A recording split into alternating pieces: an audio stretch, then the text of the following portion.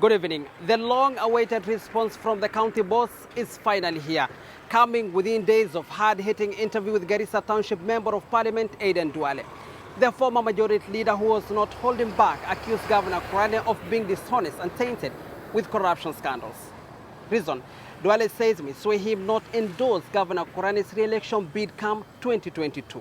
Plus, report says former County Chief Nadif Jaba and sitting Governor Ali Korane may join forces and form a winning coalition. How far is this from the truth? Some of the response may shock you tonight. This is Head to Head.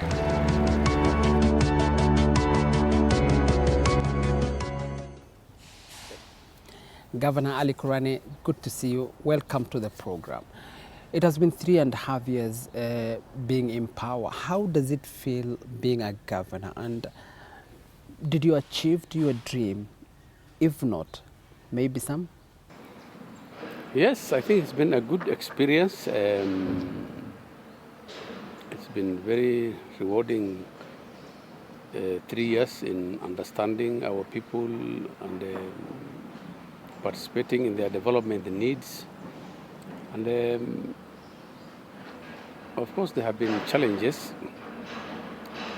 but I'm happy that we have achieved a lot.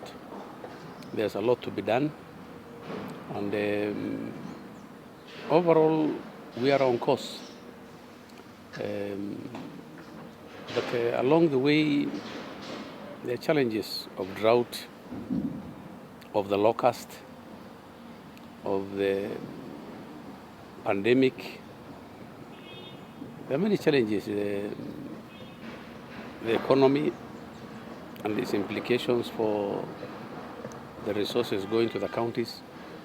But overall, I'm happy with where we are, and I'm sure we are going to achieve more in the remaining period.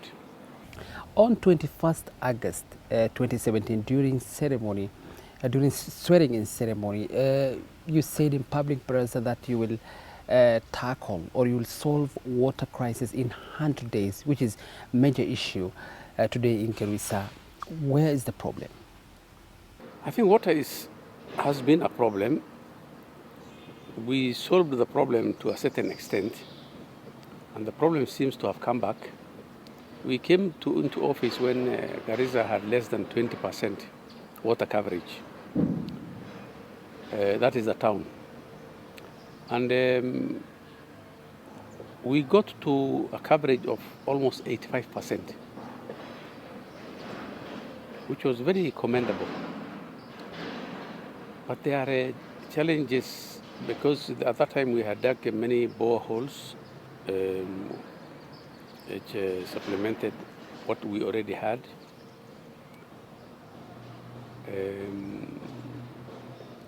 But the problem seems to be recurring, and we seem to have water challenges. One, we have a management problem. We have an infrastructure problem with the pipes, the aging pipes, water leakages, blockage by Madenge. We have sabotage, politically motivated sabotage, which blocks the water. Maybe what do you mean politically motivated? We suspect there are people who block this water from reaching certain areas, and it's a fact. We have a project which has stalled, an African Development Bank project from the national government, which was supposed to take 2 years and was supposed to contribute to piping and storage. It's a very huge project of about 200 million shillings. And it's only 20% implemented. It's one of the major problems, I think, currently facing us. So we have had, and related to the management, the lack of that coverage should have led to more revenue, more metering of more consumers, which has not happened. so much so that Gawasco is unable to pay even their water bills. There have been poor investment decisions in that some of our boreholes were located in private properties without proper agreements and proper contractual agreements, which has led to people using their discretion when to lock or block the water flows from those boreholes. So we have a mixture of things, but overall, I think we made good investment in the first 2.5 years. We have enough water to cover at least 85% of the population. And secondly, we are talking to private investors who are promising to make their own investment and supply water to certain parts of the town. And they can implement their project in as short a period as 6 months. Bwana Governor, recently we have been to Modogashe. People there told us the water issue has been there for 50 years plus. Are you fixing this anytime soon? Are you concerned about the water issue in Modogashe? I'm very concerned about Modogashe. We have considered many options on how to solve that problem. There has been wasted investments. Before devolution and the national government, I think there was 100 million shillings water project from Skanska. It's not there, it's not been seen, and it has had no effect in solving that problem. Modogashe is a project which has been in our mind, which we have been struggling with. I think many solutions have been considered. There are many underway. But in the long term, we are determined to solve this problem in the coming year. In the next 1 year, we want that problem solved. And I have held the last meeting with the Red Cross in the last 2 weeks. I don't know how long it will take them to come up with this viable project, but I'm sure if they come up with a proposal, we will get the support from the national government for the balance, and they will implement the project. So that's where we are, and we are hopeful that that problem will be solved. Let's talk about Garissa Referral Hospital. Time of global pandemic of COVID-19, patients prefer going to private hospitals than Garissa Referral Hospital, which is the biggest referral hospital in northern frontier counties. Who is responsible for this? I think I want to admit that we have challenges at the general hospital. That hospital first is not funded within our budget. It is funded by an independent funding which comes. And I think that's what many people are not aware. There has been delay in the release of those funds. We didn't have any release of funds from October 2020, no, September 2020 to February 2021. And then we got some little funds that time. And for that period, we were running the hospital from our own funding in the county, which was not budgeted for. And since February, we have not received any funding, and the financial year is coming to an end. So the grant has not been coming as required. And that has created shortages, because now we are funding the hospital from our current funds. But what I want to tell you is that because of the importance of this facility, we have decided that we are going to put more direct investments ourselves from the county instead of waiting for that grant. And in the next 90 days, you'll see great change in the hospital. We'll make investments to refurbish the wards, to provide all the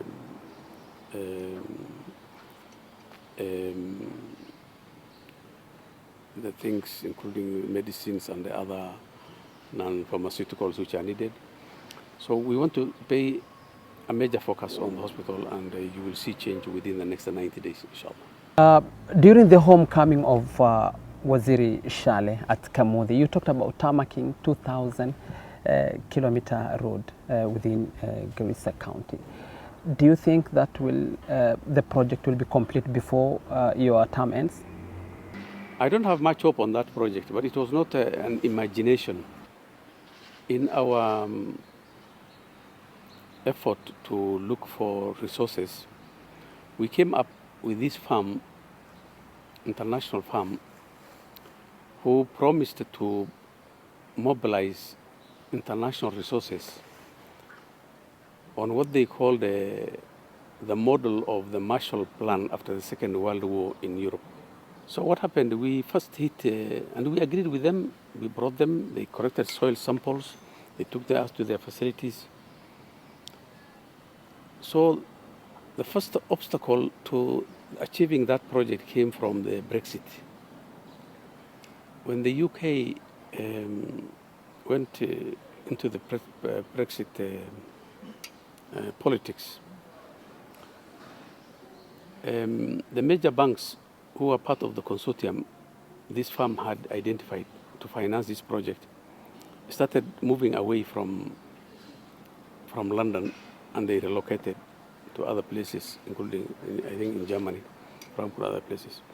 So this company indicated to us that their model has run into trouble, and they may no longer be able to mobilize the resources they needed on the model through which they wanted to. So there's no hope? Yes, no hope. Do you regret your words? No. I think I agreed. They explained to me, I'm not an economist. I believed it, and they were very committed. They said they will do it. It has not happened. There's nothing wrong in trying things, especially if they don't cost you anything. Sure. Yeah, so I have no regrets. I'm still not convinced by these words. We'll bring water from the sky. This must be new technology. How does it work? I didn't imagine that I can bring water from the skies. Those are lies. Anybody who is interested should just go to Qur'Aan. I didn't do it myself. Yes. I don't know how it was done. But that project is there, and you can go, and if you look even in it, I think even the pictures are already in, you can check it online. But that project is there. It is real. Water is coming from the skies, and water is generated from the atmosphere, and it is there. So it was not my imagination. Lucky for us, that technology is already in Garissa today. I think it is in Kuno Primary School. I think I've seen one. It's in Kuno Primary School. It can generate 5,000 liters of water from the atmosphere. It is real. Anybody can see it. It is operational. So these are not my imaginations. All right. Let's talk about some politics now. Governor Korane, are you seeking for second term? Yes, I announced that publicly, I think about a month ago. I'm in the race to defend my seat. Former Majority Leader Aden Duale, we had an interview with him last week rather, and he said he will not support your re-election come 2022. How do you respond to that? What will be Governor Korane's opinion on this? I'm sure you want to hear, but before that, we'll have a quick commercial break. We'll be back in a moment. Don't go far.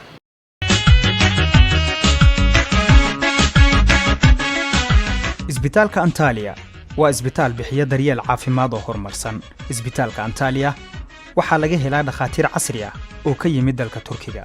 Waxaan qaas ku nahay inaan keenno mashiinta OBG-ga ee ka caawiya dadka in looga fiiriyo ilkaha iyo waxa soo gaara kaliya.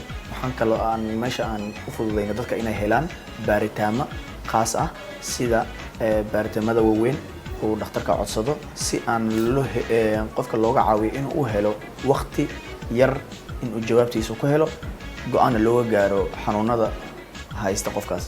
waxaa mid kale aan meesha ka sheegay waxa waaye in aan hayno qalniimo fara badan aan ka soo binnay aan calaaqad leenahay dhakhtarin fara badan oo different background leh sida orthopedic dhakhtarka lafaha dhakhtarka dumarka dhakhtarka physicianka loo yaqaano iyo dhakhtarka caruurta iyo dhakhtarin fara badan oo nagu xiran anaga si aan qofka oo baahidiisa ugu daboolno uu u helo caafimaadkiisa asagoo gurigiisa jooga Garissa. isbitaalka Antalya uga imow daryeel caafimaad oo la awoodi karo haddana tayo leh.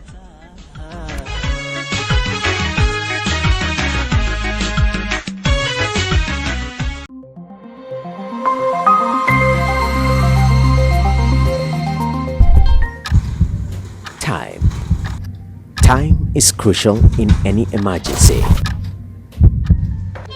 Every minute counts. Every second matters. When the precious window between life and death is closing quickly, skilled doctors, fearless nurses, and medical facilities will determine the rest. Welcome to Al Jazeera Hospital. This is a laparoscopic tower.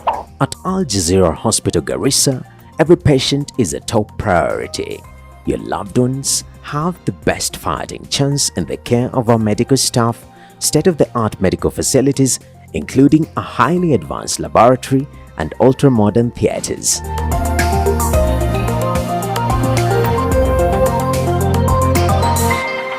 We don't just treat our patients, we contend for their welfare. Find us along the Dab Road opposite Garissa Referral Hospital. Visit us today. Quality healthcare brought closer to you.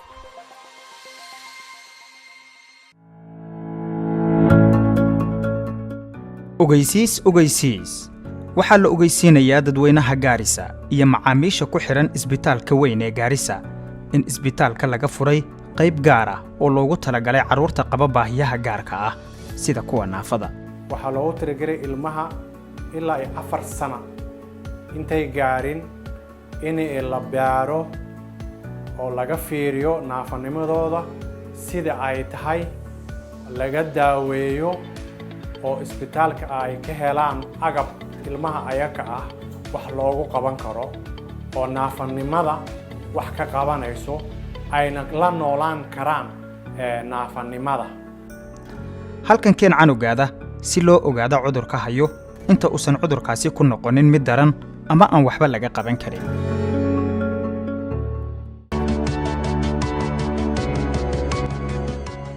Former Majority Leader Aden Duale, we had an interview with him last week rather, and he said he will not support your re-election come 2022. How do you respond to that? Saying that he will not support me, I'm sure and I can swear by the Quran that Duale never voted for me.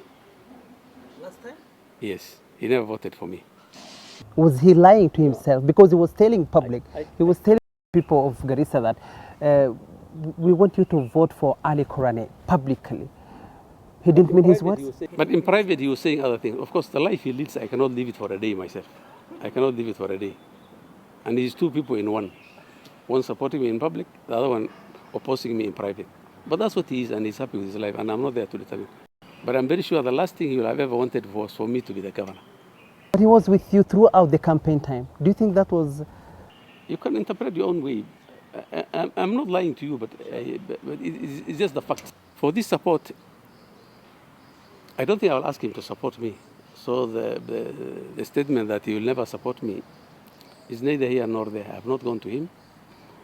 I will not ask for his support. I was told, I have not heard myself.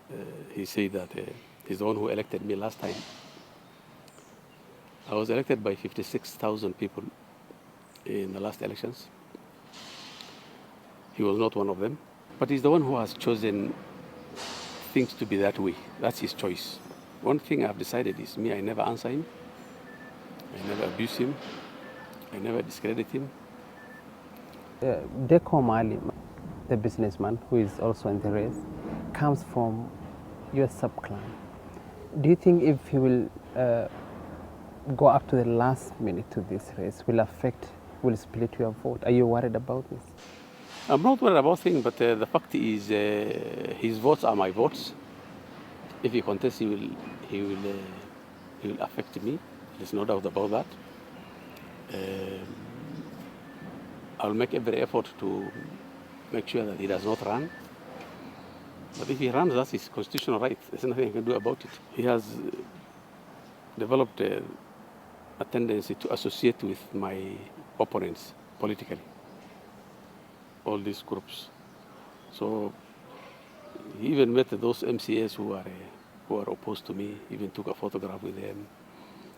So those are small things. Friendly fire anyway. It's just factual. He has, I don't know what benefit he'll get from my opponents because... do you think the words of war between you and your deputy, Mr. Abdi Takane, will have a negative impact to your re-election in 2022? I think they're solved. So I don't see any relationship between that and and my re-election.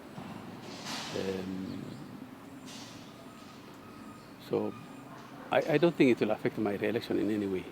Yes, I have my plan on how to get re-elected, and it takes into consideration on all the prevailing political situations,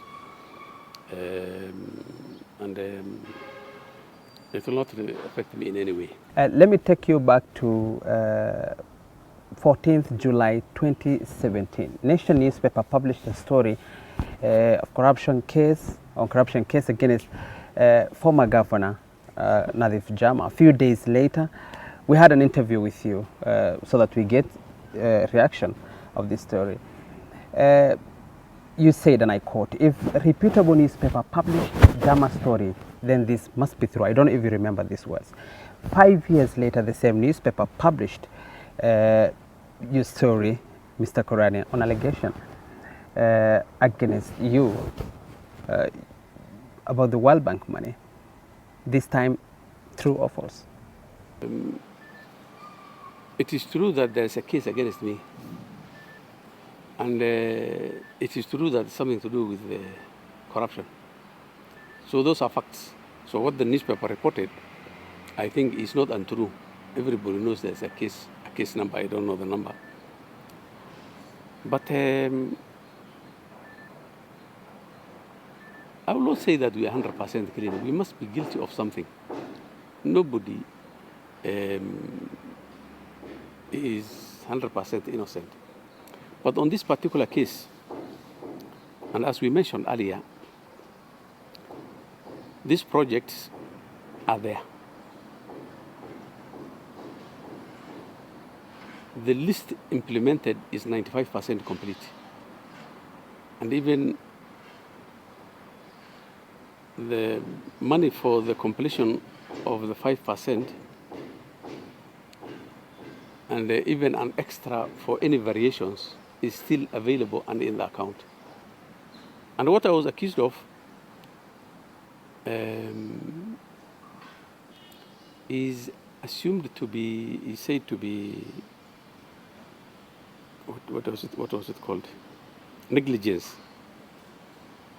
That I failed in my leadership to supervise my juniors, which give way to a corruption. I don't know how you can measure the amount of supervision. I know you people, you have a boss somewhere.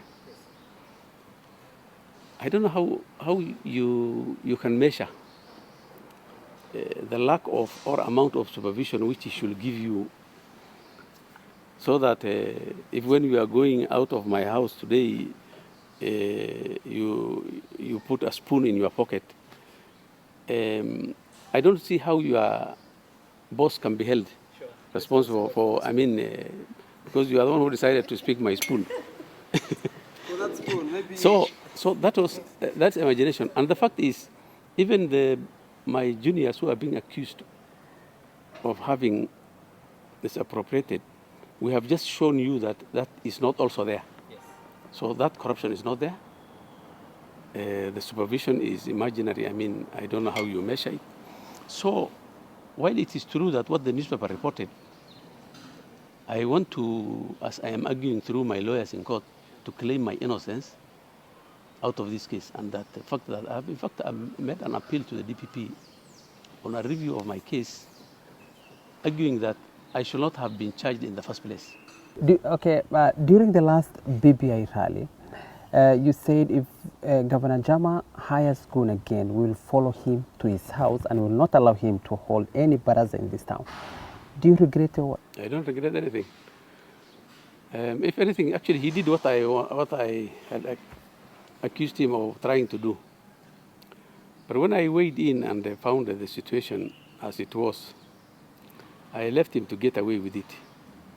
Because as a politician, you can call your rally anytime. Why do you want to go and attend a rally organized by somebody where there are visitors? And it was not the first time he was doing it. I don't see why he does it. I don't want to deny that he has his own supporters. He should organize for his own rally and talk to them for 20 hours if he wants. I have no regrets. I will still give him the same advice, maybe minus going to his home, because I don't know what we were going to do if we went there. I'm told he interpreted it his own way. Maybe we were going to take a cup of tea there. I'm not sure what he was supposed to do. But I will still give him the same advice, minus going to his home, because I have no reason to. Let's talk about the pending bills. It seems it took a little bit of time. The public outcry is quite loud. People need to be paid. When are you sorting out this? The pending bill left my predecessor or his administration is something which we can never pay, even if we wanted to, in the next 50 years. Because he has left a bill of 4.4 billion, which is owed to contractors and private people. And he has left also 1.2 billion shillings KRA pending bill. And then there's a pending bill of my own term. For 7 months, we were forced to pay pending bills from the previous administration, and anything outside salaries was committed, and we were forced to pay to pending bills.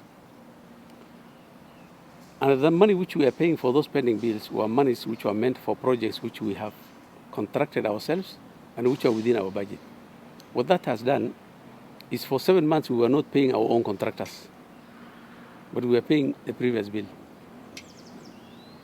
Now today we have our own people now who have the pending bill equivalent to what we paid the previous pending bill. So it has affected you to some extent? It has messed us, because it has put us in a boat which we should not have been. So we have that challenge, and the pending bill is a problem, and is a real problem, but we are not the cause. Governor Ali Korane, thank you for your time. We really appreciate it. Thank you very much. Is former Governor Nadif Jama on gubernatorial race, or he will step down for Ambassador Shidiye? We'll get to know all this as we host Governor Jama on our next show. On behalf of camera crew Abdi Aziz Mohammed and Khalid Kobier, senior producer Jacob Musia, bye-bye for now.